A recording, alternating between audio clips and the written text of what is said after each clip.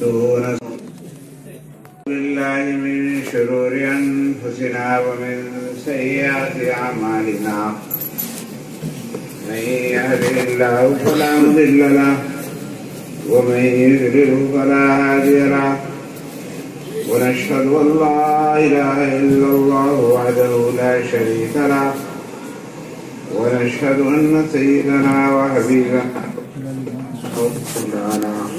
محمدا عبده ورسوله صلى الله تعالى عليه وآله وسلم. اللهم ألهمنا مراشد أمورنا وأعذنا من شرور أنفسنا ومن سيئات أعمالنا. اللهم اغفر لي واغفر لي رب اشرح لي صدري ويسر لي أمري واحلل عقدة من لساني رب زدني علما. أما بعد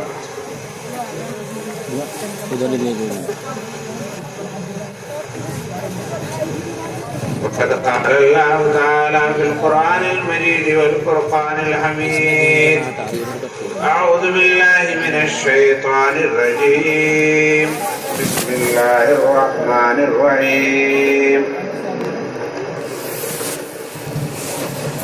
ولولا إذ دخلت جنتك وقلت ما شاء الله لا قوة إلا بالله صدق الله العلي العظيم. میرے محترم بزرگوں اور دوستوں،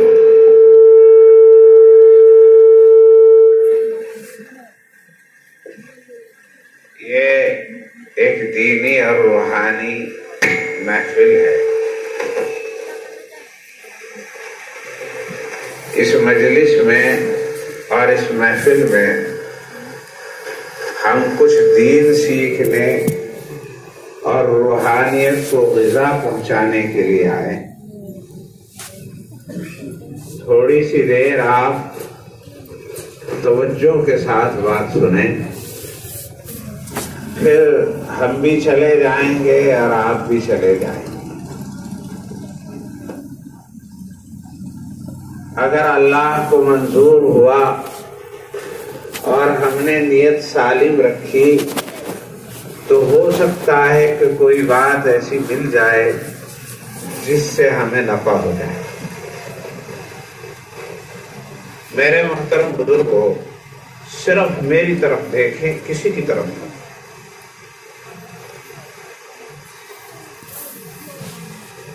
اللہ نے انسان کو بنایا، اسے ایک جسم دیا اور ایک اس کو روح عطا. جسم ہو یا روح، اس کے لیے دو چیزیں رکھی اللہ نے، ایک صحت اور ایک بیماری. اور اللہ نے انسان کو بنایا اور اسے دو چیزیں عطا کی. ایک تو اس کو جسم دیا اور ایک اسے روحانیت عطا کی، انسانیت عطا کی، اخلاق عطا کی. دو چیزیں عطا کی. اور ان دو چیزوں کی دو حالتیں ہیں، ایک صحت کی حالت ہے، ایک بیماری کی حالت ہے. ارے بھائی میری طرف دیکھو، کاہے کو دیکھ رہا ہو؟ میری طرف دیکھو، فقط دیکھو، کچھ بھی نہیں ہو. صرف دو. انسان کو جسم کے اندر بھی کبھی بیماریاں لگتی ہیں اور کبھی صحت ہوتی ہے. صحت ہوتی ہے، بیماری آ جاتی ہے. جس طرح انسان کے جسم کو بیماری لگتی ہے، صحت ہوتی ہے، پھر بیماری لگ جاتی ہے، اسی طرح انسان کی جو اخلاق ہے، جو انسان کی روحانیت ہے، جو انسان کی انسانیت ہے، وہ بھی کبھی صحت مند ہوتا ہے اور کبھی اسے بیماری لگ جاتی ہے. حضور اکرم صلی اللہ علیہ وسلم روح کی بیماریوں کو بتانے کے لیے دنیا میں تشریف لائے کہ روح کو کس طرح بیماریاں لگتی ہیں اور کس طریقے سے انہیں شفا ملتی ہے۔ اور اللہ رب العزت نے جسم کی بیماریوں کو اور صحت کو اور دواؤں کو بتانے کے لیے حکیم بھیجے، ڈاکٹر بھیجے، ڈاکٹری بھیجی، حکمت بھیجی، یہ سب اللہ کی طرف سے۔ انسان صحت مند ہوتا ہے، صحت مند دنیا کے اندر آتا ہے، لیکن اسے بیماریاں لگ جاتی ہیں۔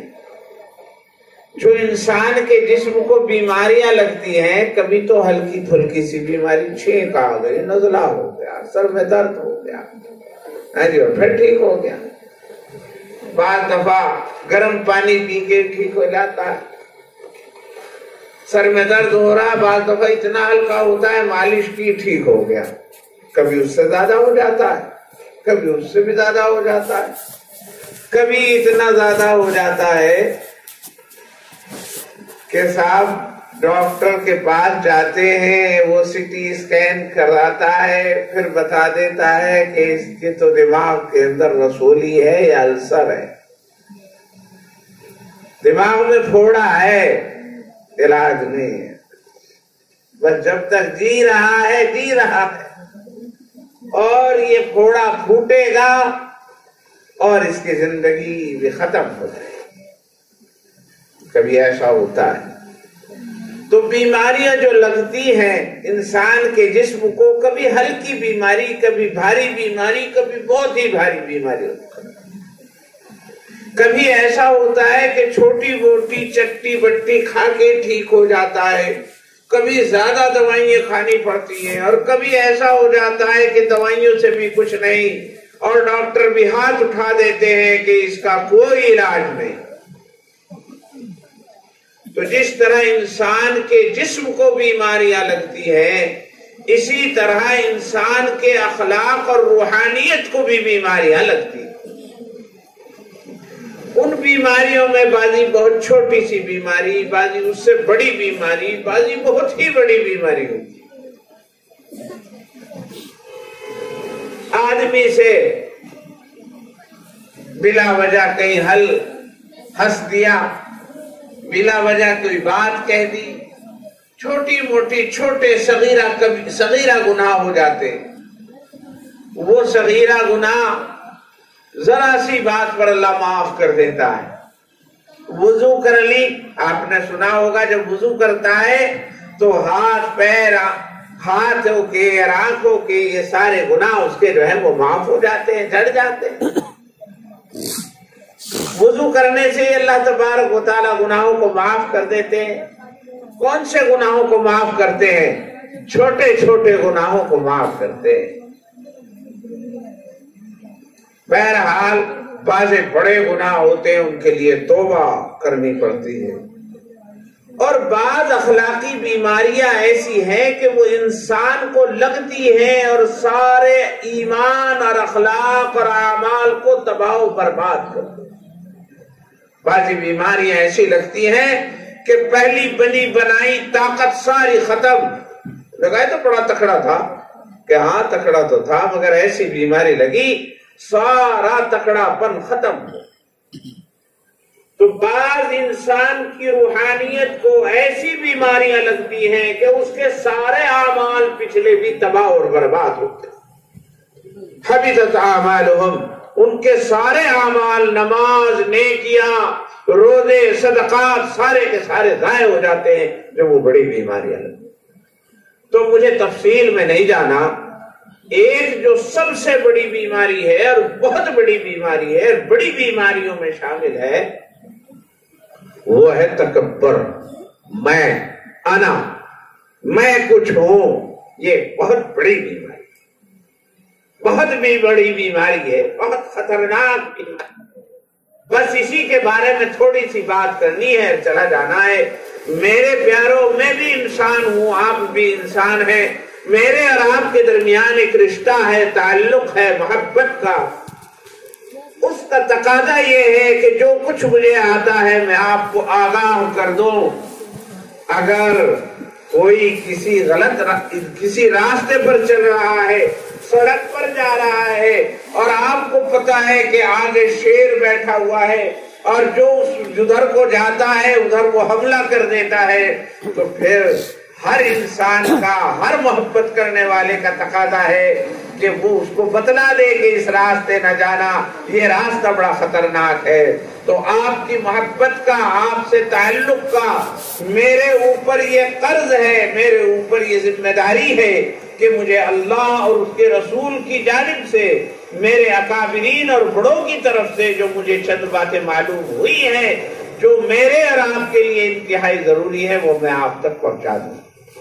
میرے بزرگوں، جس طرح کہتے ہیں ڈاکٹر لوگ کہ سگریٹ پینے سے، تمباکو کھانے سے انسان کو کینسر ہوتا، اور کینسر ایسی بیماری ہے جس کا کوئی علاج نہیں ہوتا، اسی طرح روحانی بزرگان دین، اولیاء اللہ اور قرآن شریف اور حدیث پاک بتلاتی ہے کہ انسان کی روحانیت کو جو بیماریاں لگتی ہیں، جس کی وجہ سے اس کا دین، ایمان، اس کے اخلاق، اس کے اعمال، اس کے نماز، اس کا روزہ، اس کا حج، اس کی زکوٰۃ ساری کی ساری برباد ہو جاتی ہے، وہ ایک ایسی چیز، ایسی بیماری ہے جس کو میں کی بیماری کہتے ہیں، عربی میں انانیت کہتے ہیں، اور وہیں سے تکبر بنتا ہے، اور یہ تکبر بعض دفعہ خدا کے مقابلے تک پہنچا کر الوہیت کا دعویٰ تک کرا دیتا۔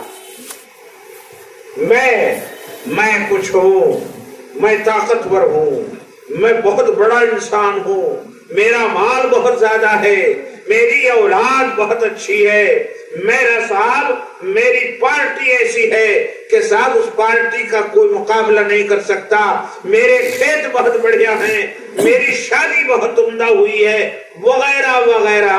میں کچھ ہوں، میں فن خواہ ہوں، میں بہت بڑھیا ہوں، میں بہت اچھا ہوں، یہ جو میں ہے، یہ میں انتہائی خطرناک چیز۔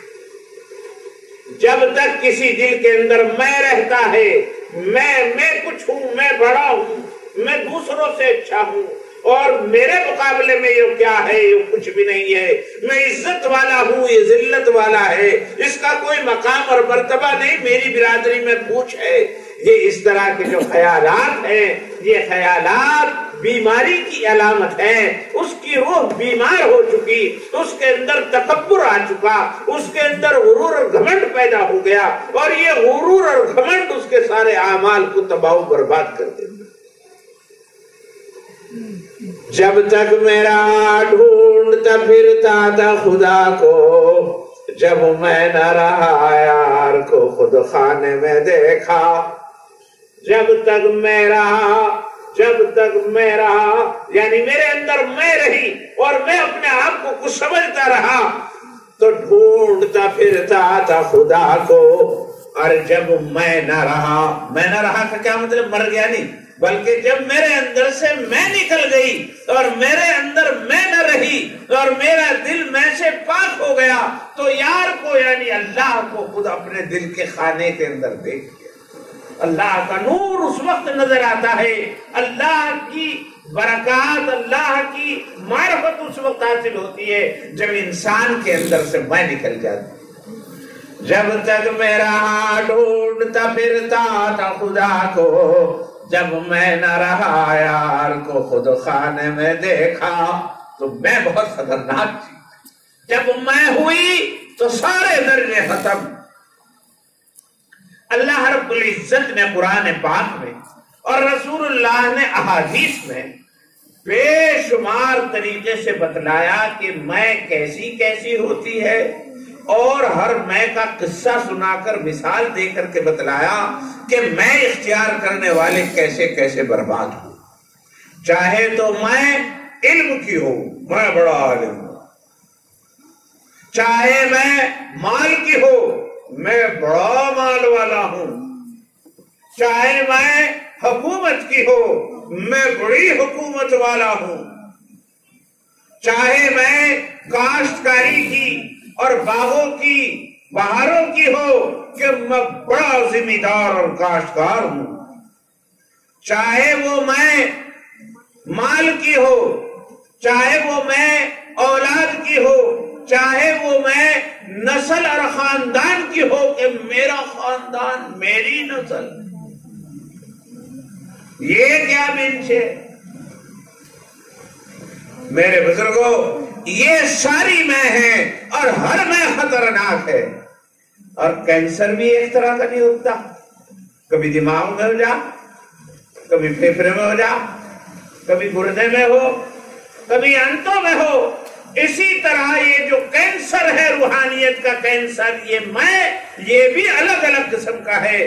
کبھی علم کا ہوتا ہے، علم والوں کو علم کے اعتبار سے بھی کینسر ہو جاتا ہے کہ صاحب یہ غرور اور گھمنڈ ہو گیا کہ میری عبادت، میرا درجہ، جہاں بھی یہ آ جاتا ہے سارا کا سارا تباہ۔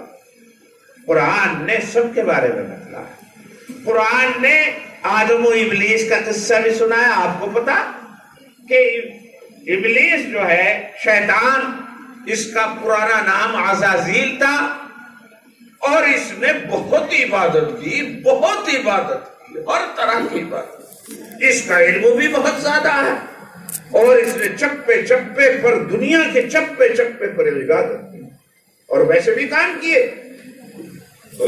جنات سے رہتے تھے، اور یہ آج بھی بہت لڑے، تو جنات تو ویسے بھی آگ کے بنے ہوئے، ان میں تو بہت ہی لڑائیاں ہوتی تھی۔ انسانوں سے پہلے دنیا کے اندر باقاعدہ آبادیاں اور شہر تھے جنات کے، اور وہ کھیتیاں اسی طرح رہتے تھے جس طرح آج انسان رہتے۔ پھر یہ کئی دفعے لڑے، بہت لڑا کرتے تھے۔ اللہ کے کچھ بندے انہیں سمجھانے پر آئے، مگر یہ سمجھے ہی نہیں تھے۔ نتیجہ یہ نکلا، ان پہ عذاب نازل ہوا، اور انہیں زمین کے اندر رہنے کا حق ختم کر کے انہیں جبال و تلال میں، سوراخوں میں، جگہوں پر اور ویرانوں کے اندر رہنے کا حکم دیا گیا۔ تب ان سے وہ حق چھین لیا گیا، پھر یہاں انسانوں کو آباد کر دیا۔ تو جب ان میں لڑائیاں ہوتی تھی تو یہ لڑائیوں کو دور کرنے کے لیے صلح صفائی کا بھی کام کیا۔ اب صلح صفائی کتنا بڑا ثواب کا کام ہے، یہ آپ نے علیحدہ سے سن۔ تو اس نے بڑے بڑے کارنامے، یہاں تک کہ بعض لوگوں نے لکھا ہے کہ آسمان کے فرشتوں کے اندر یہ تمنا ہوئی کہ اس عبادت گزار کو ذرا ہم بھی دیکھنا چاہتے ہیں کیسا۔ اس اسی کی عبادت کے چرچے وہاں تک پہنچے، اس علم کے چرچے وہاں تک پہنچے، یہ آسمانوں پر گیا، اور آسمانوں پر پھر مطلب یہ کہ معلم الملکوت بنا دیا گیا۔ یہ فرشتوں کو بھی سبق پڑھایا کرتا تھا۔ اتنا اونچا مقام، اتنا بڑا مرتبہ، اتنا علم، لیکن کیا ہوا؟ اللہ تو آزماتے ہیں، دیکھتے ہیں، اور اللہ کو کبریائی اور بڑائی اور تکبر قطعاً پسند نہیں، کیونکہ کبریائی اور بڑائی اللہ کی صفت ہے۔ اللہ ایک حدیث قدسی میں ہے، اللہ فرماتے ہیں الکبریاء ردائی، کہ کبریائی جو ہے وہ بڑائی جو ہے وہ میری چادر ہے۔ کون ہے جو میرے سے اسے چھین لے، اور جو چھیننے کی کوشش کرے گا تو اللہ میں اسے توڑ پھوڑ دے۔ میری چیز اور کوئی دوسرا چھیننے لگے تو ظاہر بات ہے کہ کیسے برداشت کرے گا؟ تو اللہ رب العزت اس کو برداشت نہیں کرتے کہ اس کی کبریائی کے اندر کوئی شریک ہونا چاہے۔ تو میرے بزرگوں، پھر کیا ہوا؟ اللہ میاں نے مٹی سے ایک آدم کو پیدا کر دیا، اسے آگ سے پیدا کیا تھا، اور کہا حضرت آدم علیہ السلام کو فرشتوں کے مقابلے میں اللہ نے بہت بڑا علم دیا۔ علم کا امتحان ہوا، فرشتے اس میں ناکام ہو گئے اور آدم اس میں کامیاب ہو گئے۔ جب آدم کامیاب ہو گئے، ساری بات فٹافٹ بتا دی، تو اللہ نے کہا دیکھو اب چونکہ یہ امتحان میں کامیاب ہو گیا، میں اسے اپنا خلیفہ بناتا ہوں، اور جب میں اسے خلیفہ بناتا ہوں تم تسلیم کرو۔ اور تسلیم کا طریقہ اللہ نے یہ کہا کہ اسے قبلہ سمجھ کر کے سجدہ کرو۔ تو حضرت جتنے فرشتے تھے، جبریل تھے، میکائیل تھے، وغیرہ وغیرہ، سارے فرشتے جو ہیں وہ ایک دم سجدے میں گر گئے، اور آدم کو اللہ کا خلیفہ اور اپنا بڑا اور بزرگ جو ہے وہ تسلیم کر لیا۔ وہاں یہ بھی کھڑا تھا، اب یہ جو ہے اس نے انکار کر دیا سجدہ کرنے سے۔ اللہ رب العزت نے فرمایا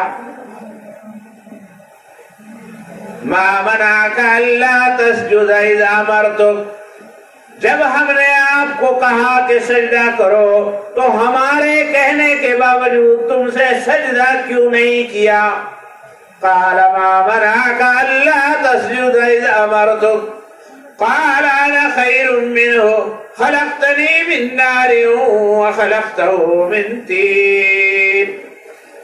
تو اس نے کہا کہ اللہ میاں میں آگ سے بنا ہوں اور یہ مٹی سے بنا ہے، آگ شریف اور کریم اور قیمتی چیز ہے، مٹی تو ذلیل ہے، پیروں میں رونی جاتی ہے، اوپر کو اٹھاؤ تو نیچے آ جاتی ہے، اور آگ سر بلند چیز ہے، نیچے کو بھی جلاؤ تو اوپر کو چلی جاتی ہے، بھلا مجھے کاہے کے سامنے جھکا رہے ہو؟ تو یہ کیا تھا؟ اسی کا نام تکبر ہے۔ قال فخرج منها فإنك رجيم، اللہ نے کہہ دیا ابا واستكبر وكان من الكافرين، اس نے سجدے سے انکار کر دیا اور تکبر کیا، اس لیے کافر ہو گیا، اور اللہ نے کہہ دیا نکل جا اس لیے کہ تو مردود ہو گیا، تو نے تکبر کیا، اور تکبر کرنے کی وجہ سے تیرے سارے مرتبے، سارے مقامات، سارا علم اور ساری عبادت ساری کی ساری ختم۔ تو میرے بزرگوں، صحت کتنی ہی بن جائے اور گھی کھا کھا کر کے موٹا ہو جائے اور جم میں جا کر کے باڈی بنا لے اور سب ایسا ہو جائے اور ویسا ہو جائے، لیکن اس کی کوئی گارنٹی نہیں ہے کہ اس کے پیٹ میں کینسر نہیں ہوگا اور اس کے پھیپھڑوں کے اندر کینسر نہیں ہوگا۔ جس وقت بھی کینسر بن جائے گا اسی وقت یہ موٹا سارا موٹاپا جو ہے اتر جائے گا اور یہ ایسا ہو کر کے رہ جائے۔ یہ حبیطت اعمالہم، سارے اعمال باطل ہو جاتے ہیں، اس کے بھی سارے اعمال باطل ہو گئے، ختم۔ تو یہ کاہے پر تکبر تھا؟ اپنی اصل پر، میری اصل، میری اصل، میری نسل، میں تو آگ کی نسل سے ہوں اور یہ تو مٹی کی نسل سے ہے، تو ذلیل ہے۔ تو کسی کو اگر اپنے خاندان پر، اپنی نسل پر غرور ہوگا تو وہ یاد کرے کہ اس سے پہلے وہ جو ہے وہ کیا نام عزازیل اور شیطان جو ہے وہ اپنے اصل پر غرور کرنے کی وجہ سے تباہ و برباد۔ قرآن پاک میں ہر چیز کے کینسر اور ہر چیز کی انانیت اور تکبر کا قصہ موجود ہے۔ ایک دفعہ حضرت موسیٰ علیہ السلام کے ساتھیوں نے کہہ دیا کہ بھائی موسیٰ سے بڑا کوئی عالم نہیں موجود ہے، اور آ کے حضرت موسیٰ سے بھی پوچھ لیا کہ کیا آپ سے بڑا کوئی عالم موجود ہے؟ تو حضرت موسیٰ علیہ السلام نے یہ سوچ کر کہ بھائی واقعی نبی تو میں ہی ہوں، اور تو کوئی ایسا نبی مرسل نہیں ہے جس پر اللہ کی کتاب نازل ہوئی ہو، تورات نازل ہوئی ہو، ہم کلامی کا شرف مجھے حاصل ہے۔ ویسے یہاں ایک بات بتا دوں، اپنے پیر، اپنے مرشد، اپنے استاد، اپنے آقا کے بارے میں اگر مریدین یہ سوچتے ہو کہ ہمارے حضرت بہت اچھے ہیں، بہت بڑے عالم ہیں، یہ کوئی حرج کی بات نہیں، لیکن خود پیر صاحب اپنے آپ کو بہت بڑا سمجھنے لگے، یہ غلطی کی بات۔ تو موسیٰ کے ماننے والوں نے جب یہ بات سوچی تو کوئی حرج کی بات نہیں تھی، اپنے پیر کو، اپنے مرشد کو، اپنے نبی کو سب سے بڑا سمجھنا ہی چاہیے۔ اور حضرت موسیٰ واقعتاً علم شریعت میں اس وقت کوئی اپنا ثانی نہیں رکھتے تھے، لیکن بعض مفسرین نے بیان کیا کہ جب لوگوں نے یہ بات کہی تو حضرت موسیٰ علیہ السلام نے کے ذہن میں بھی یہ بات آئی، چونکہ وہ تو نبی تھے، غلط تو آ نہیں سکتی تھی، لیکن ہلکی سی یہ بات ضرور آئی کہ بھائی اس وقت چونکہ میں اللہ کا نبی ہوں اور نبی کو بھی اپنی نبوت پر ایمان لانا ضروری ہے، جس طرح امتی کے لیے ضروری ہے کہ نبی پر ایمان لائے، خود نبی کے اوپر بھی ضروری ہے کہ وہ اپنی نبوت پر، رسول کے لیے ضروری ہے کہ وہ اپنے رسالت پر ایمان لائے۔ قرآن شریف کا ثبوت ہے، مسلم اصول ہے۔ تو حضرت موسیٰ علیہ السلام کے ذہن میں بھی غالباً کہیں کوئی آیا، فوراً حکم دے دیا کہ جاؤ ہمارا ایک بندہ اور ہے اور اس سے اور عزیز علم حاصل کر کے آؤ۔ अगर वो शैतान की तरह तो नहीं थे तो अल्लाह के नबी थे, इसलिए फौरन बिस्तर बांध कर तैयार हो गए और इल्म हासिल किया। और हजरत खिदर का वाकया पेश आया, जो मतलब ये कि फिर कभी सुनाएंगे। अल्लाह रब्बुल ये इससे पता चला कि अल्लाह इसको पसंद नहीं करता कि अपने इल्म पर जरा सा भी ख्याल आए कि मैं बहुत बड़ा आलिम। अल्लाह को पसंद नहीं, मैं पसंद नहीं। ऐसे ही फिरौन को अल्लाह ने हुकूमत दे दी, बादशाहत दे दी, ऐसी बादशाहत मुल्क मिस्र की बादशाहत जो हरा भरा सोने की चढ़िया है, हुस्न जमाल में उसका कोई मिसाल नहीं, और उसके अलावा वहां दरियाए नील बहता है और वहां हर तरह की खुशहाली जरूर। ऐसा तो मुल्क अता फरमाया। 500 साल की उम्र हुई, सेहत इतनी शानदार कि 500 साल में यूं बतावे एक मरतबा भी सर में दर्द नहीं। इतनी बड़ी बादशाहत जब दे दी बादशाहत के अंदर मैं पैदा हो गई। उसने कहा जब ये नेमतें मिलती है तो गुरूर आ जाता है, गुरूर आ गया, तकब्बुर आ गया, कहने लगा मैं अना रब्बुकुमुल आला, मैं तुम्हारा सबसे बड़ा रब। अलैसनी मुल्क मिस्र व हाज़िहिल अनहार तजरी मिन तहती, क्या ये मुल्क मिस्र जो सारी दुनिया के बराबर है ये मेरा नहीं है? ये नहरी निजाम मेरे नीचे नहीं चल रहा? क्या ये यहाँ की आबपाशी मेरे तहत नहीं है? तो फिर मैं अगर खुदा नहीं तो कौन खुदा है? अना रब्बुकुमुल आला। शैतान भी आया, कहने लगे भाईजान बस करो, हाँ मैंने तो आदम से ही बड़ा होने का दावा किया था, तू तो अल्लाह से भी बड़ा होने का दावा कर रहा। मैंने तो यूं ही कहा था कि मैं आदम से अफजल हूँ, मेरा हाल तो ये हो गया, और तुम कह रहे हो मैं अल्लाह से भी बड़ा हूँ। अना रब्बुकुमुल आला, तो तेरा तो तो भाई इतना गुरूर पैदा हो गया है। तो क्या हुआ? ये हुआ कि वो तहो बर्बाद कर दिया गया, दरियाए नील के अंदर बुरी तरह गर्क कर दिया गया, और उसे जो है होते पे होते मारे, और उसकी दाढ़ियां भी फिर औरतों ने नोची। तो गैर इस तरीके से अल्लाह रब्बुल इज्जत ने उसकी रुसवाई की। कारून को माल दिया तो माल में वो गुरूर में मुब्तला हो गया, और हजरत मूसा अलैहिस्सलातु वस्सलाम ने कहा इस माल में से ज़कात दे, ये अल्लाह का दिया हुआ है। तो वो कहने लगा इन्नमा उतीतुहु अला इल्मिन इंदी, ये जो कुछ तो मिला है ये तो मेरे हुनर है। अल्लाह की क्या इसके अंदर नेमत है, ये तो मेरा कमाल है, मैंने कीमिया हासिल की है, कीमिया हासिल करने के लिए ये हो गया। इन्नमा उतीतुहु अला इल्मिन इंदी। तो मेरे बुजुर्गों, उसका क्या बुरा हशर हुआ वो भी आपको मालूम है, और बहुत दफा आपने सुना होगा, और तफसील से फिर कारून का हाल भी सुना देंगे। बहरहाल किसी का कुछ, किसी माल वालों का भी, दौलत वालों का भी, हुकूमत वालों का भी, असल वालों का भी, और इबादत वालों का भी। कहीं हारूत मारूत का किस्सा है, किसी को अपनी पाकबाजी पर हुआ, कहीं बला में बाबूर का। बहरहाल तरह तरह के वाकयात कुरान में बताए गए कि जहां भी अना पैदा हुई और तकब्बुर पैदा हुआ, और जहां भी मैं पैदा हुई तो अल्लाह ने उसे पाट पाट कर दिया और खत्म कर दिया। आज एक किस्सा मैंने एक आयत आपके सामने पढ़ी, और वो ये कि अल्लाह का शुक्र है, नया तो फिरौन है, नया को कारून है, नया कोई इब्लीस है, लेकिन अल्लाह का शुक्र है काश्तकार है, खेतों वाले हैं, काश्तकार हैं। खेत आजकल लहलहा रहे हैं, और साहब गन्ना भी खूब कट रहा है, डाला जा रहा है, पैसे बन रहे हैं। उसके साथ साथ गंदम आने की तैयारी में है। चंद ही दिनों के अंदर लहलहाते हुए खेत गंदम के सुनहरी अंदाज में सोने में बदल जाएंगे, और लोग काट काट करके लाएंगे। बार दफा खेत भी इंसान के गुरूर और तकब्बुर की वजह बन जाता है। चुनाचे मैंने एक आदमी के बारे में सुना, आज से कई साल पहले की बात हो गई, वो बेचारे मरहूम मगफूर हो गए, इस दुनिया से चले गए। उनका किसी से तनाजा था, और साहब उनके बहुत बड़े बड़े चक थे, उसके अंदर मुंडा खड़ा हुआ था। उनका किसी से तनाजा हुआ तो कहने लगे 30 बीघे मुंडा खड़ा है, काट लाओ, सर चाहे सारा लग जाए। تو منڈا بعض دفعہ آدمی کو تکبر میں مبتلا کر دیتا ہے۔ یہ 20 بیگھے منڈا جو اللہ نے دیا یہ صرف کاٹنے کے واسطے تھوڑا ہی دیا۔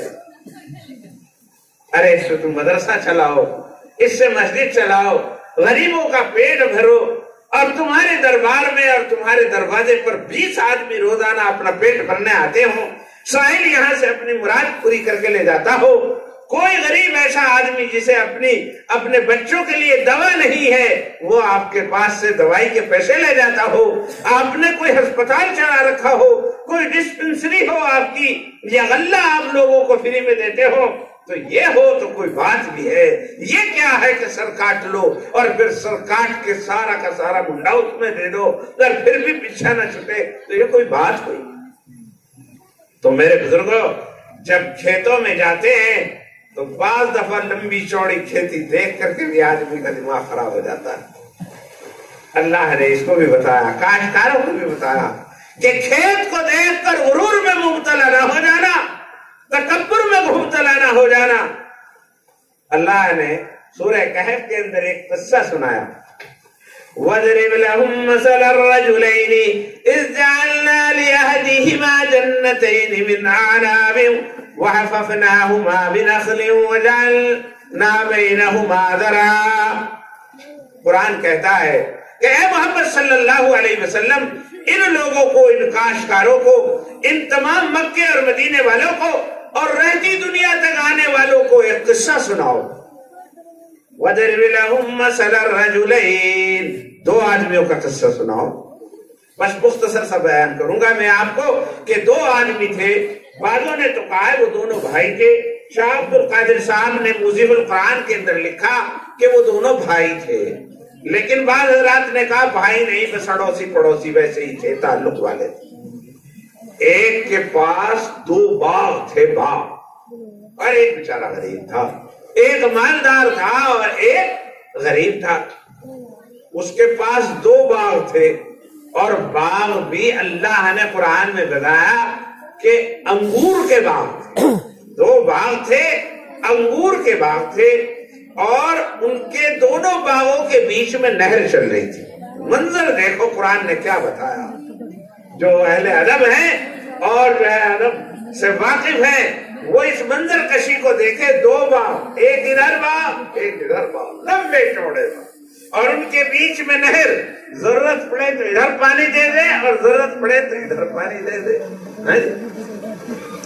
ادھر سے سورج آئے تو پانی پہ سایہ، اس پہ آئے تو پانی پہ سایہ، اور نتیجہ یہ نکلے کہ پانی ٹھنڈا صاف و شفاف۔ اس کے پاس اگر گھومے بھی تو گھومنے میں ہی قیمت وصول ہو جائے۔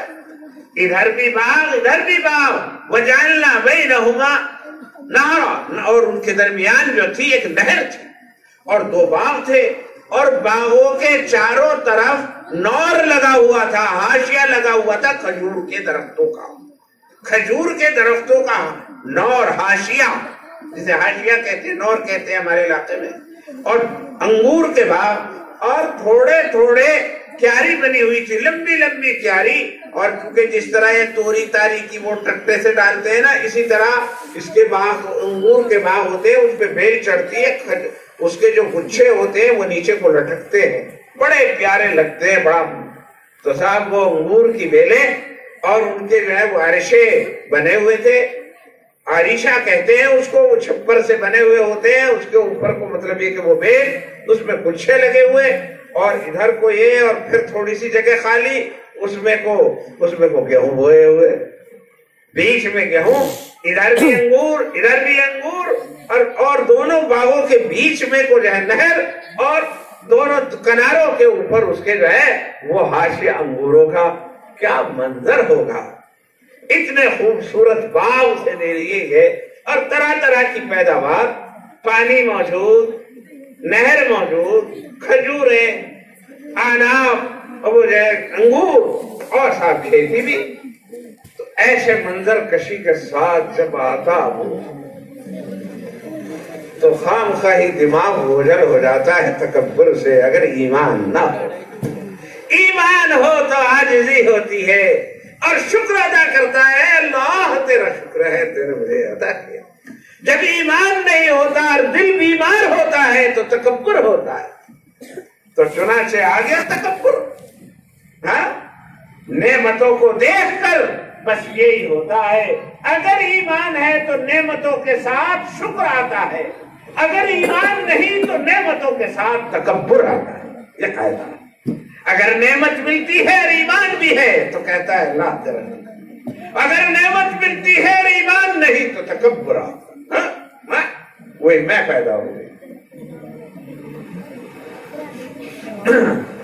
تو خواب ایک دن ایک اس کا پڑوسی یا ساتھی یا بھائی, مختلف روایات کے مطابق اس کے ساتھ تھا, بات کرتے ہوئے کہنے لگا وَاضْرِبْ لَهُمْ مَثَلَ الرَّجُلَيْنِ جَعَلْنَا لِأَحَدِهِمَا جَنَّتَيْنِ مِنْ أَعْنَابٍ وَحَفَفْنَاهُمَا بِنَخْلٍ وَجَعَلْنَا بَيْنَهُمَا زَرْعًا كِلْتَا الْجَنَّتَيْنِ آتَتْ أُكُلَهَا وَلَمْ تَظْلِم مِّنْهُ شَيْئًا. اور دونوں باغ ایسے تھے جو پیداوار میں ذرا سی کمی نہیں تھی, پوری پیداوار. ایسا نہیں کہ صاحب پیداوار, چونکہ آم کا باغ کبھی پیداوار دے اور کبھی نہیں دیتا, ایک سال زیادہ دے تو ایک سال کم دے. تو صاحب وہ کہہ رہے ہیں وَلَا تَظْلِم مِّنْهُ شَيْئًا, ان میں سے ایک بھی ذرا سی کمی نہیں کرتا تھا. وَفَجَّرْنَا بَيْنَهُمَا نَارًا. تو کیا کہتا ہے قرآن شریف؟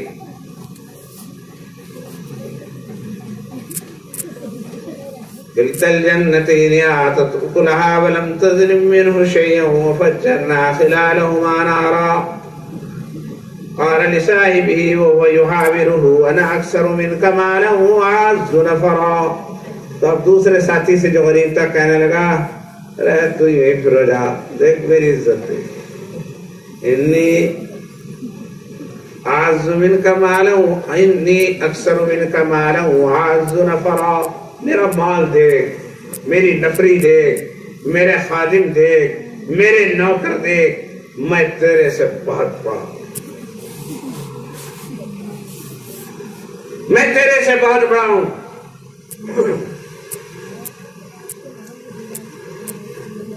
وَيُحَاوِرُهُ أَنَا أَكْثَرُ مِنْكَ مَالًا وَأَعَزُّ نَفَرًا وَدَخَلَ جَنَّتَهُ وَهُوَ ظَالِمٌ لِنَفْسِهِ قَالَ مَا أَظُنُّ أَن تَبِيدَ هَٰذِهِ أَبَدًا. بس ایک دن وہ اس میں داخل ہوا, تکبر اور بڑھتا چلا گیا. تکبر بڑھتے بڑھتے کہنے لگا بھائی یہ کھیت, یہ باغ, یہ عالیشان بولا میرے سے کون چھین لے گا, یہ جانے والا نہیں ہے, اسے جو ہے کوئی روگ نہیں لگنے والا. کیٹناشک دوائیں دیتا ہوں, کھیت لگاتا ہوں, نرائی کراتا ہوں, کہاں ختم ہو جائے گا, کبھی ختم نہیں ہوگا. یہ خام خام اللہ نے کہتے پھرتے ہیں کہ ختم ہو جائے گا, یہ ہو جائے گا, قیامت آ جائے گی, مر جائے گا اور چلا جائے گا. یہ ملا لوگ کہتے پھرتے ہیں بھلا مجھے کون میرے سے یہ چھین سکتا. اپنے ساتھی سے وہ کہنے لگا اور پھر یوں کہنے لگا کہ یہ مجھے کوئی امید نہیں ہے کہ قیامت ہوگی. میرا خیال یہ ہے قیامت ویامت کچھ نہیں ہونے والی, اور اگر ہے غریب آدمی قیامت ہوئی بھی اور کوئی اللہ ہوا بھی تو وہاں بھی ہم ہی مزے میں رہیں گے, تو پھر بھی وہاں سے ایسا ہی رہے گا. اب ایسا سے 4 پشتوں سے ہم پدانی کرتے آ رہے ہیں, سالے تجھے کیا, تو ویسا کا ویسا ہی رہے گا. ہم مطلب یہ کہ وہاں بھی ہم ہی مزے میں رہے گے. قال له صاحبه وهو يحاوره أكفرت بالذي خلقك من تراب ثم من نطفة ثم سواك رجلا. تو اس نے کہا ارے بھائی پہلے تو تکبر ہی کر رہا تھا, اب خدا کے سامنے کفر بھی کر دیا. پہلے اگر یوں ہی کہہ رہا تھا تیرے سے زیادہ میں مال میں ہوں, میرا مال زیادہ, میری نفری زیادہ, میری عزت زیادہ, تو یہ تو تکبر ہی تھا. مگر اس تکبر سے آگے بڑھ کر تو نے قیامت کا بھی انکار کر دیا, قیامت کا بھی انکار کر دیا, تو یہ تو سراسر کفر ہو. تو دیکھو تکبر بڑھتے بڑھتے کفر تک لے جاتا ہے. یہ بتا رہی ہے قرآن کی آیت کہ پہلے تو اس نے تکبر کیا تھا اور اب اس نے جو ہے اس کا انکار کر کے کفر ہی کر ڈالا اور کہنے لگا میرا کوئی خیال نہیں ہے کہ کوئی قیامت ہوگی اور ایسا ہوگا اور ویسا ہوگا، اور اگر ہوا بھی تو وہاں بھی ہم موج میں رہیں۔ تو اس نے ساتھی نے کہا اللہ کے بندے خدا سے ڈر، اکفرت بالذی خلقک من تراب ثم من نطفۃ ثم سواک رجلا، اے اللہ کے بندے تو نے اس خدا کا بھی کفر کر دیا جس نے تجھے مٹی سے پیدا کیا اور نطفے سے پیدا کیا اور تجھے تندرست انسان بنایا۔ بھول گیا سب کچھ، میں نے اپنے محلے میں، گاؤں میں اور رشتہ داروں میں دیکھا نہیں کہ ایک بچہ پیدا ہوتا ہے اور وہ بچپن سے ہی لنگڑا ہوتا ہے۔ اگر تجھے بھی لنگڑا پیدا کر دیتا تو کیا ہوتا؟ کیا سارے بچے تندرست پیدا ہوتے؟ تو نے دیکھا نہیں کہ بعضے بھینگے پیدا ہو جاتے ہیں، بعضے ٹنڈے پیدا ہو جاتے ہیں، بعضے گہنیاں پیدا ہو جاتے ہیں، بعضے کچھ اور پڑھتے ہیں تو انہیں جو ہے پولیو ہو جاتا ہے، ان کے پیر خراب ہو جاتے ہیں۔ کیا تو نے ایسا نہیں دیکھا؟ اگر دیکھا اور تجھے اللہ نے صحیح سالم کر دیا تو تجھے تو شکر ادا کرنا چاہیے تھا، اور تو اس خدا کا کفر کرنے لگا جس نے مٹی سے پیدا کر کے تجھے تندرست کھڑا کر دیا۔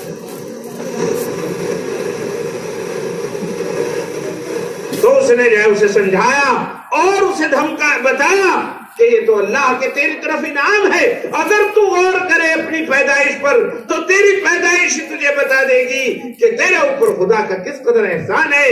کسی بچے کے، کسی آدمی کا تندرست ہونا اس کی اپنے بس کی بات نہیں، بلکہ خدا کا انعام ہے کہ کوئی آدمی تندرست ہو۔ بتاؤ، نہیں تو تم بتاؤ کوئی آدمی ایسا ہے کیا جو اس نے اپنی مرضی سے کینسر پالا ہو اور مجھے کینسر دے دو؟ کسی کی مرضی سے اس کے اوپر فولیٹ ڈالا گیا ہو، ایسا کوئی ہے؟ کوئی دنیا میں ایسا نہیں میاں، کوئی دنیا میں ایسا نہیں جو اپنی مرضی سے کینسر خریدتا ہو، کوئی دنیا میں ایسا نہیں جو اپنی مرضی سے اپنے اوپر فالج کرتا ہو۔ جس کے اوپر فالج آیا وہ بھی خدا کے چاہت سے آیا، اور جسے نہیں آیا اور تندرست بنا دیا یہ بھی خدا کا کرم ہے۔ تو اگر تندرست ہے کوئی، اس کا کھانا ٹھیک سے ہضم ہوتا ہے، اس کا دماغ صحیح کام کر رہا ہے، تو اسے خدا بندے قدوس کا شکریہ ادا کرنا چاہیے۔ اے بندے خدا، تجھے تو شکریہ ادا کرنا چاہیے تھا مگر تو نے تو کفر کر دیا۔ ولیکن ربی، بلکہ اس نے کہا کہ اللہ سے ڈر، اور اس نے کہا کہ تجھے بجائے اور تو مجھے اگر کم درجے کا سمجھ رہا ہے تو کوئی بعید نہیں کہ اس پر عذاب نازل ہو جائے، کوئی بگولا آ جائے، آگ لگائے اور سارا معاملہ خراب ہو جائے، یا پانی ہی جو ہے وہ نیچے اتر جائے اور تلاش کرنے سے تجھے پانی نہ ملے اور تیرا سارا کا سارا تباہ و برباد ہو جائے، ایسا ہو سکتا ہے۔ تجھے تکبر نہیں کرنا چاہیے تھا، بلکہ تجھے کیا کرنا چاہیے تھا وہ بتا رہا ہوں۔ وَلَوْلَا إِذْ دَخَلْتَ جَنَّتَكَ قُلْتَ مَا شَاءَ اللَّهُ، کاش ایسا ہوتا جب تو اپنے باغ میں داخل ہوتا، اپنی کھیتیوں میں داخل ہوتا تو یوں کہتا ماشاء اللہ۔ کیا کہنا چاہیے تھا؟ ماشاء اللہ۔ وَلَوْلَا إِذْ دَخَلْتَ جَنَّتَكَ قُلْتَ مَا شَاءَ اللَّهُ، جب تو اپنے باغ میں داخل ہوا تھا تو تجھ کے کہنا چاہیے تھا ماشاء اللہ، لا قوت الا باللہ، یہ کہنا چاہیے۔ اس کا کیا مطلب ہے؟ اس کا مطلب یہ ہے کہ یہ باغ ہو یا یہ مکان ہو یا یہ کھیتیاں ہوں یا صاحب مطلب یہ کارخانہ ہو، یہ میری اپنی منشا سے نہیں بلکہ منشا تو سب کی ہوا کرتی ہے۔ تیری بھی منشا، میری بھی منشا، کس کی منشا نہیں کہ اس کے پاس باغ ہو، اس کے پاس زمیندارہ ہو، اس کے پاس مکان ہو، اس کے پاس کارخانہ ہو۔ چاہتے تو سب ہیں مگر کسی کو اس وقت تک نہیں ملتا جب تک اللہ نہیں چاہتا۔ جب اللہ چاہتے ہیں جبھی باغ ملتا ہے، جب اللہ چاہتے ہیں جبھی اولاد ملتی ہے، جب اللہ چاہتے ہیں جبھی کارخانہ ملتا ہے، جب اللہ چاہتے ہیں جبھی مکان ملتا ہے، جب اللہ چاہتے ہیں جبھی خدا کی نعمتیں ملتی ہیں، ورنہ چاہتا کون نہیں۔ تو اس لیے مسلمانوں کو بتایا گیا، اللہ نے بتایا کہ جب تم اپنے باغ میں داخل ہو، اپنی کھیتیوں میں داخل ہو تو تکبر तकब्बुर न किया करो, घमंड न किया करो। इतना भाव है, इतना मूंढा है, ऐसे कहू खड़े हैं, बल्कि अपने गेहूं को देखकर, अपनी भैंस के थन देखकर, अपने बैलों की ढांचे देखकर और अपने ट्रैक्टर का मतलब रंगो रूप देखकर, अपने मकानों की बुर्जियां देखकर आपकी तबीयत के अंदर तकब्बुर ना आना चाहिए, बल्कि यूं आना चाहिए, माशाअल्लाह ला कुव्वता इल्ला बिल्लाह। जो कुछ मुझे मिला है ये अल्लाह के चाहने की वजह से मिला है, अल्लाह की इनायत की वजह से मिला है। न मेरे अंदर ताकत है, न मेरे अंदर कुव्वत है, और मैं अगर अपनी ताकत से चाहता तो इससे भी ज्यादा चाह लेता। और कौन शख्स है जो अपनी ताकत नहीं लगा देता अपने मकान में, अपनी दौलत में, अपनी चीजों में? सब चाहते हैं कि उसके पास दौलत हो, सब चाहते हैं कि उसके पास मकान हो, सब चाहते हैं कि उसके पास कारखाना हो, सब चाहते हैं कि उसकी औलाद पढ़ी लिखी हो, सब चाहते हैं कि मेरे बच्चे जज बन जाएं, इंस्पेक्टर बन जाएं, मगर वो ही बनेगा जिसे अल्लाह चाहता है। बंदे के चाहने से कुछ नहीं होता। ये मतलब है माशाअल्लाह का। माशाअल्लाह, जो कुछ है वो अल्लाह के चाहने से है, अल्लाह के देने से है। अल्लाह अगर न चाहता तो कुछ भी ना होता, और जब अल्लाह नहीं चाहेंगे तो कुछ भी नहीं होगा। और जो कुछ मुझे मिला है अल्लाह के चाहने से मिला है, ये मतलब है माशाअल्लाह का। और मुझे और आपको सबको हुक्म है कि जब अपने बाग में दाखिल हो, जब अपने घर में दाखिल हो, जब अपनी फैक्ट्री में दाखिल हो, जब अपने औलाद को, अपने पोतों को खेलता हुआ देखे और अच्छे लगे और प्यारे लगे तो यूं कहे माशाअल्लाह। आज का सबक यही है कि हमें सबों को माशाअल्लाह कहना चाहिए। जब भी भैंस को जब भी देखो तो कहो माशाअल्लाह। और बुजुर्गों ने लिखा है कि अगर नजर बद से बचाना हो, बुरी नजर से बचाना हो, अपनी भी बुरी नजर लगती है। अपनी भैंस के जब बांक देखा, अपने जो है जब मतलब ये कि अपने पोते खेलते हुए देखे, अच्छा लगा या कोई मकान लगा, बहुत बढ़िया लग रहा है, या किसी दूसरे ने कहा भाई मकान तो बहुत जोर का बनाया, हाँ सबके इतने लाख रुपए लगे। इसकी बजाय आपकी जुबान से निकलना चाहिए माशाअल्लाह, अल्लाह का फजल है भाई, अल्लाह का फजल है कि भाई हमें भी झोपड़ा दे दिया अल्लाह ने। अरे तो आजिज़ी के साथ ये कहे कि अल्लाह का शुक्र है कि अल्लाह ने हमें भी ये रहने के लिए मकान अता कर दिया है। तकब्बुर का लफ्ज न कहे, क्योंकि तकब्बुर, गुरूर और तकब्बुर जो है इंसान को हलाकत और बर्बादी में ले जाता है। उस आदमी के बाग पर भी आफत आई और सारा का सारा बर्बाद हो गया। और तुम जानते हो खेती ढंग से होती रहे तो वेरे के नहरे, और अगर खेती एक साल की भी डूब जाए ना, और एक साल की भी डूब जाए तो कई साल तक उसका वो नहीं होता।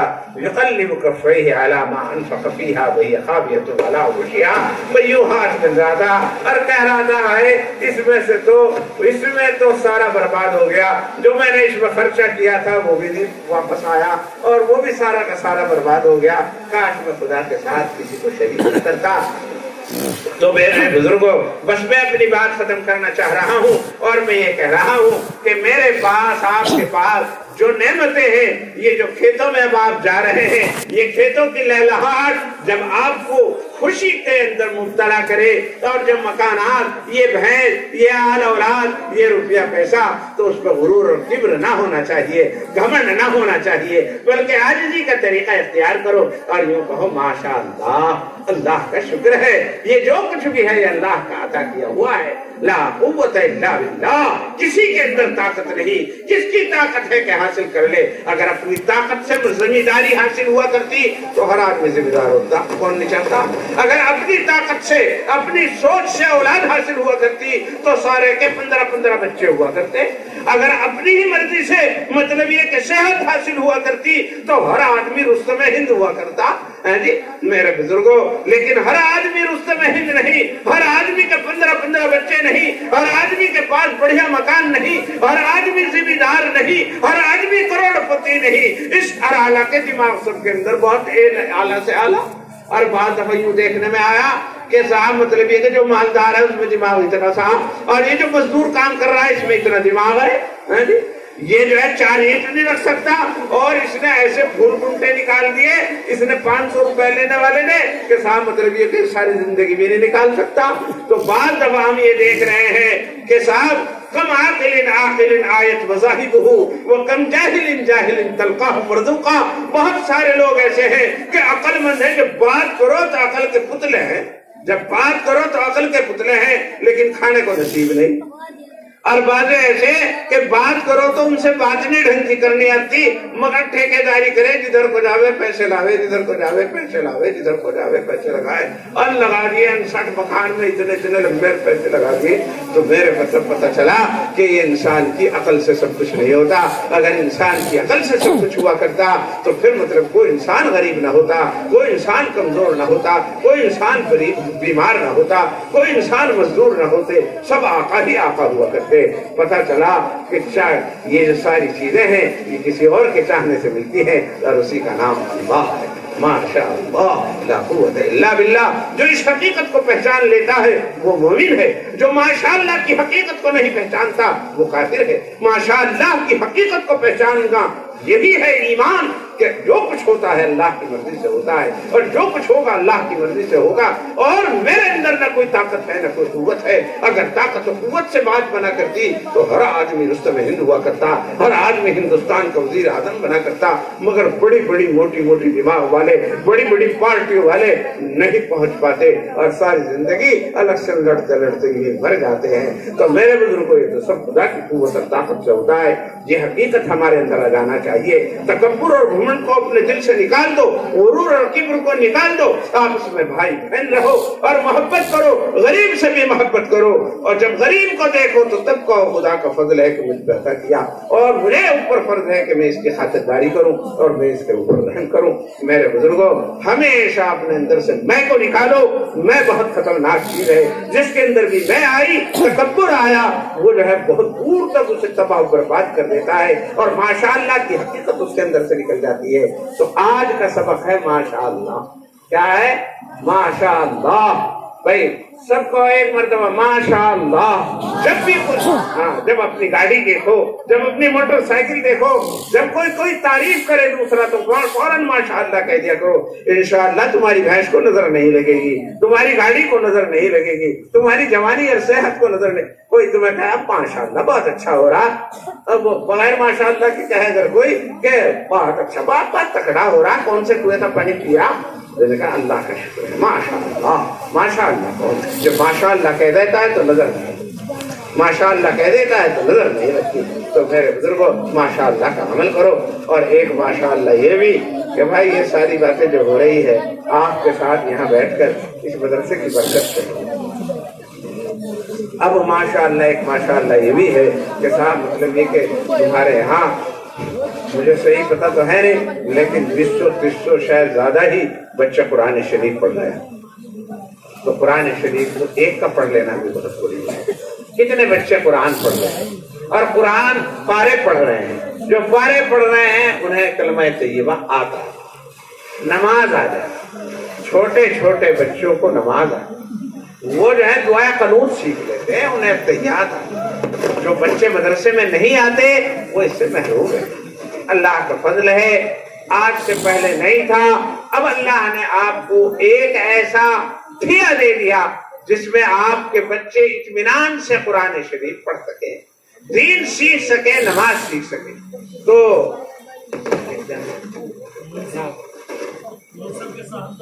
منصب کے صاحبزادے 1000 روپے دے رہے ہیں، اللہ تبارک و تعالیٰ قبول فرمائے۔ آپ حضرات دے چکے ہیں اور مطلب یہ کہ دیتے رہیں گے۔ میں تو یہ پیغام دینے آیا ہوں کہ اس کی قدر کریں، اس کی عزت، اس سے محبت کریں، ہاں اس سے محبت کرو، اس سے محبت کرو۔ کام کرنے والے جو تمہارے ہاں پڑھا رہے ہیں ان کی عزت کرو، ان کا مقام محبت کرو۔ اور میں یہ نہیں کہتا کہ سب آدمی ساروں کے اندر ساری خوبیاں ہوتی ہیں، خامیاں بھی ہوتی، لیکن دیکھو یہ کہ خوبی کتنی ہے۔ اور مطلب یہ کہ صاحب اپنے بچوں کو یہاں بھیجو، کوئی گھر پورے گاؤں میں ایسا نہ رہے جس کے بچے یہاں نہ ہیں۔ مالی صاحب ایک لسٹ بنائیں گے جو بچے پڑھنے کے قابل ہیں، کتنے ہیں گاؤں کے اندر پڑھنے کے قابل، اور ان میں سے کتنے آ رہے ہیں، اور جو نہیں آ رہے ان کے پاس آپ کو جانا ہے اور جا کر کے ان بچوں کی تشکیل کرنی. ٹھیک ہے اب تم پیسے مانگنے گئے تھے، ان لوگوں نے ماشاءاللہ پیسے دیے ہیں، یہ آپ کی محبت کا سلوک کا معاملہ ہے. اور میرے بزرگوں یہ کیا آگے بھی دیں گے، آپ تو دیتے ہی رہتے ہیں، پورے سال دیں گے، اور جب جس چیز کی ضرورت ہوگی انشاءاللہ یہ کریں گے. یہ تو ہم بھی انہیں کہیں گے، اور یہ نہیں دیں گے تو ہم ان سے کہیں گے. لیکن یہ کام آپ کو کرنا ہے کہ پورے گاؤں کے ان بچوں کی جو پڑھنے کے لائق ہیں، وہ پڑھنے آ رہے ہیں یا نہیں آ رہے، ان کی ایک لسٹ بنائیں گے اور ان کے گھر والوں سے اس کی تشکیل کریں گے کہ صاحب بچوں کو پڑھنے کے لیے بھیجو. آدمی کی اور ضرورت ہوگی تو آدمی بڑھائیں گے، انشاءاللہ اس کا بھی خرچہ پورا ہوگا. خرچہ تو اللہ تبارک و تعالیٰ دینے والے. میرے بزرگوں آپ کا اس کا یہ رہا، آپ اپنے کھیتیوں پہ بھی ماشاءاللہ کہو اور اس مدرسے کے اوپر بھی ماشاءاللہ کہو. خدا نہ کرے کہ اسے نظر لگ جائے، اگر نظر لگ گئی تو پھر کیا ہوگا، نقصان ہو جائے گا آپ کے بچے کو، نقصان ہو جائے گا آپ کا، نقصان ہو جائے گا دین اور اسلام کا. یہ بھی کہیں جا کے ٹپک جائے گا، یہ بھی کہیں پڑھ لے گا بیٹھ لے گا، مدرسین بھی کہیں چلے جائیں گے. لیکن ایک بات بتاؤ، بات یہ ہے کہ اگر ہمارے بچے علم سے محروم ہو گئے تو ان کا کیا؟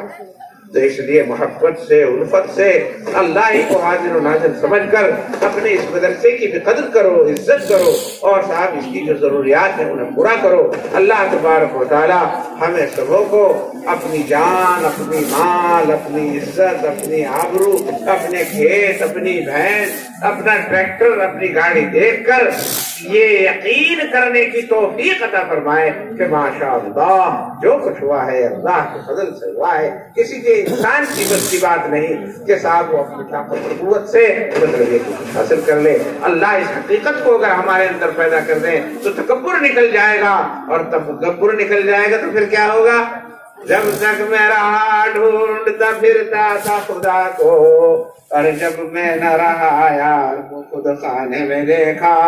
جب تک میں تکبر رہے گا خدا نہیں ملے گا، اور جب تکبر ختم ہو جائے گا تو خدا مل جائے گا. تو اللہ مجھے بھی اپنی معرفت نصیب فرمائے، آپ حضرات کو بھی اپنی معرفت نصیب فرمائے. اب چلنے سے پہلے اچھا یہ بچے نے حافظ قرآن ہوا، یہ اللہ کا بہت بڑا انعام ہے. میرے بزرگوں تم نے جو کچھ دیا وہ سارا کا سارا بھی قرآن پاک کے حافظ کے برابر میں برابر نہیں ہو سکتا. میرے بزرگوں جن لوگوں نے جب بھی جس وقت میں بھی جو پیسہ دیا اس پیسے میں سے کچھ نہ کچھ حصہ اس کے حافظ قرآن ہونے میں ہوا. چونکہ سے ایک استاد نے پڑھایا، دوسرے نے پڑھایا، تیسرے نے پڑھایا، ان کی تنخواہیں بنی، وہ تنخواہیں اسی پیسے میں سے دی گئی، تو اس کے حافظ قرآن ہونے میں سب کا حصہ ہو گیا. یہ جب بھی قرآن شریف پڑھے گا تو آپ کو آپ کی قبروں میں چیک ملتا رہے گا، قبروں میں بھی انشاءاللہ اس کا فائدہ پہنچے گا، مرنے کے بعد بھی آپ کو اس کا فائدہ پہنچے گا. تو میرے بزرگوں یہ ایک بڑی نعمت ہے. اور یوں بتاؤ ایسے کتنے لوگ ہیں جو مدرسے میں دینے کی وجہ سے غریب ہو گئے ہوں، اور کسی نے جو آسرا تہائی سارا دے دیا ہو، تھوڑے تھوڑے سے ہی تو دیے، بہت دیے لیکن پھر بھی تھوڑے تھوڑے سے ہی سارا کام. تو اللہ ہر کو دل کرتا. اچھا یوں بتاؤ میری بات سمجھ میں آئی یا نہیں آئی؟ آئی نہیں دیکھیے، آئی سمجھ میں آئی. یہی تو نہیں سوچ رہے کہ اگر یوں کہہ دیا سمجھ میں نہیں آئی تو پھر اتنی دیر اور سنا ہوئے گا. کچھ آگے چلتے. حضرت مفتی ریاست علی صاحب تشریف فرما ہے، آئے انہیں کے اندر ماشاءاللہ بھائی جان محمد صاحب بس واقعی جان والے ہیں. اللہ تبارک و تعالیٰ ان کی جان مال کی عزت آبرو کی حفاظت فرمائے.